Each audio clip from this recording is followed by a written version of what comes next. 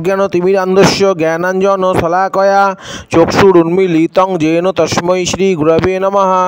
ওম অজ্ঞানতিমিরান্ধস্য জ্ঞানাঞ্জনশলাকয়া চক্ষুরুন্মীলিतं येन তস্मै শ্রীগুরবে নমঃ।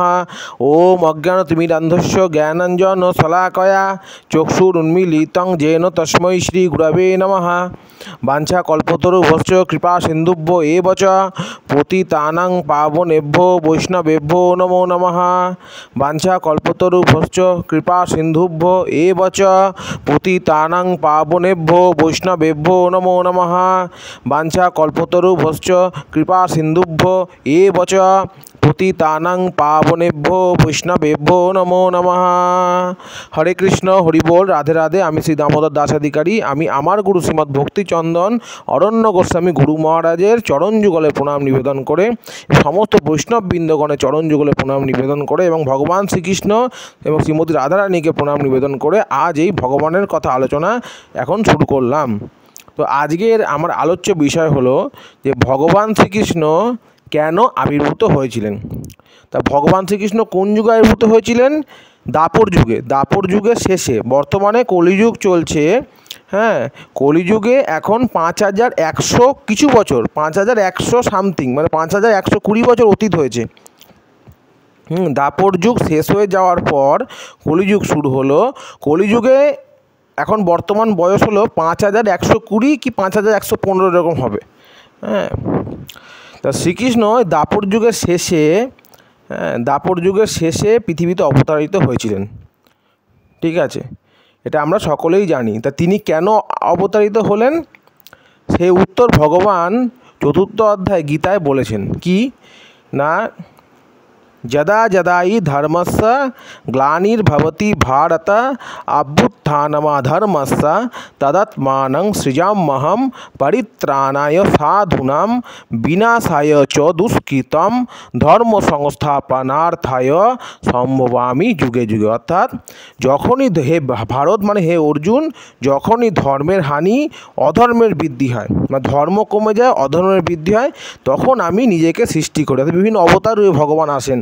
ভগবান এর আগে রাম হয়ে এসছেন, এরপরে কল্কি হয়ে আসবেন, নারায়ণ হয়ে তিনি আছেন, নৃসিংহ হয়ে এসছেন। হ্যাঁ, এইভাবে ভগবান যুগে যুগে সাধুদের পরিত্রাণের জন্য এবং দুষ্কৃতীদের বিনাশের জন্য ভগবান এই পৃথিবী কেন অনন্ত কোটি ব্রহ্মাণ্ডে তিনি বিভিন্ন অবতার তত্ত্বের মাধ্যমে ঘুরে বেড়ান।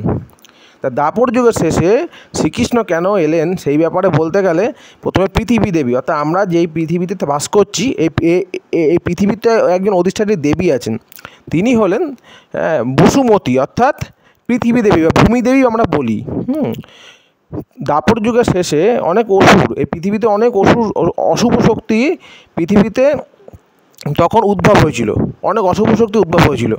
যেমন শ্রীকৃষ্ণ যাদের হত্যা করলেন, যাদের মারলেন, যেমন পুতনা রাক্ষসী, হ্যাঁ, তারপরে আপনাদের ওই নরকাসুর, হ্যাঁ, প্রলম্বাসুর, ধেনুকাসুর, হ্যাঁ, কেশী দৈত্য ইত্যাদি অনেক অনেক যাদেরকে ভগবান শ্রীকৃষ্ণ অবতার হয়ে বধ করেছিলেন। এই ধরনের অশুভ শক্তি কংস অশুভ শক্তি উদ্ভব এই পৃথিবীতে হয়েছিল। তখন পৃথিবী দেবী অর্থাৎ বসুমতী, আমাদের মা ধরা দেবী বসুন্ধরা, তিনি দেখলেন যে এত আসুরিক শক্তি পৃথিবীতে বেড়ে গেছে। হ্যাঁ, তা সাধুরা, যারা ধার্মিক ব্যক্তি, তারা তো এখানে আর বাঁচতে পারবে না। হ্যাঁ, তখন তিনি চিন্তা করে ব্রহ্মার শরণাপন্ন হলেন। তখন ব্রহ্মার কাছে গিয়ে সব জানালেন। ব্রহ্মা বলে, হ্যাঁ আমি সবই জানি, চলো আমরা বিষ্ণুর কাছে যাই। তখন ব্রহ্মা তো দেবতাদের সঙ্গে নিয়ে এবং পৃথিবী অর্থাৎ আমাদের মা বসুন্ধরা, আমাদের মা পৃথিবী হচ্ছে আমাদের মা, আমরা যেখানে বাস করছি ভূমি দেবীকে সঙ্গে নিয়ে, হ্যাঁ, ভূমি দেবীকে সঙ্গে নিয়ে তখন ভগবান নারায়ণের কাছে বৈকুণ্ঠ লোকে গেলেন। গিয়ে নারায়ণকে সব বললেন। নারায়ণ বললেন, আমি জানি, হ্যাঁ আমি সবই জানি, তবে তাই আমি যথাসময়ে অবতারিত হব। তারপরে ভগবান ভাদ্র মাসে কৃষ্ণ জন্মাষ্টমী তিথিতে অবতারিত হলেন এবং এও বললেন যে শুধু আমি একা যাব না, আমি দুভাবে বিভক্ত হব। তো কৃষ্ণ বলরাম, আমি কৃষ্ণ বলরাম রূপে অবতারিত হয়ে, হ্যাঁ, পৃথিবীতে যাব, বৃন্দাবনে সেখানে লীলাবিলাস করব এবং ভক্তদের মনোরঞ্জন করব এবং অসুরদের আমি অবশ্যই বিনাশ করে পৃথিবীকে পাপমুক্ত করব। এই বলে পৃথিবী দেবীকে আশ্বস্ত করলেন। সব দেবতারা অত্যন্ত খুশি হয়ে ভগবান নারায়ণকে সাষ্টাঙ্গে প্রণাম করে বৈকুণ্ঠ থেকে আবার যে যেখানে থাকেন সেই লোকে চলে গেলেন। ব্রহ্মা ব্রহ্মলোকে, শিবলোকে, ইন্দ্রলোকে চলে গেলেন। সব দেবতারা তার স্বধামে চলে গেলেন আনন্দচিত্ত হয়ে, যে ভগবান পৃথিবীতে অবতার গ্রহণ করে মানব জাতিকে এই আসুরিক শক্তির কবল থেকে উদ্ধার করবে এবং ভক্তদের মনোরঞ্জন হেতু বৃন্দাবন লীলা প্রকাশ করবেন।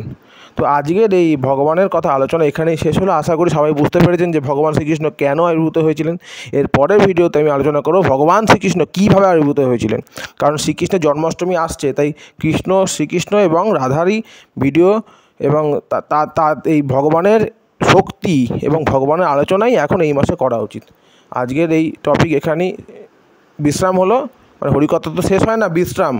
তাই সবাই ভালো থাকবেন, ভগবানের ভক্তি করুন, ভগবানের কৃপা লাভ করুন। ওং ভগবতে বাসুদেবায় নমঃ। ওং নমো নারায়ণায় নমঃ। হরে কৃষ্ণ।